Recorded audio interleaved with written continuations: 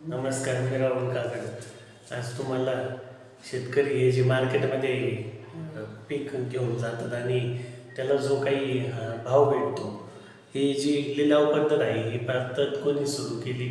तर ही पद्धत जी सुरू केलेली होती, ही वॉरन हेस्टिंग्सनी सुरू केलेली होती आणि इंग्रज अधिकारी होता तो. आणि त्या इंग्रज अधिकाऱ्यामुळे आज जी काही शेतकऱ्यांची वाट लागलेली, इंग्रज तर देश सोडून 1947 रोजी गेले, पण आजही ती लिलाव पद्धत चालू आहे. त्यामुळे खूप शेतकऱ्यांचं नुकसान होतं आहे. शेतकऱ्यांच्या पिकाला हमीभाव तर नाहीच आहे, पण वॉरन हेस्टिंगने या काढलेल्या लिलाव पद्धतीमुळे शेतकऱ्यांच्या मालाला भाव नाही आणि शेतकऱ्यांचे तिजोरी ही सरकार जमा होत आहे.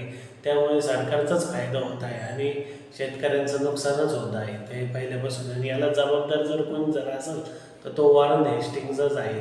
वॉरन हेस्टिंग्सने ही पद्धत काढण्या अगोदर कशी पद्धत होती तर होते एका 6 भाग होते आणि 6वा जो भाग होता हा राजा घ्यायचा. तर राजा हा 6वा भाग घ्यायचा. त्याच्यामुळे शेतकऱ्याला तो 6वा भाग दिल्यामुळं काहीच वाटत नव्हतं, कारण की 5 भाग त्याच्याकडे व्हायचे आणि त्या 5 भागांवरती त्याचं खूप चांगलं व्हायचं. पण आज जे काही वाईटपणा जो चालू आहे, याला फक्त तो इंग्रज अधिकारी जबाबदार आहे. इंग्रज लोक भारतातून तर गेले, पण त्यांच्या काही पद्धती अजूनही भारतात आहे. धन्यवाद.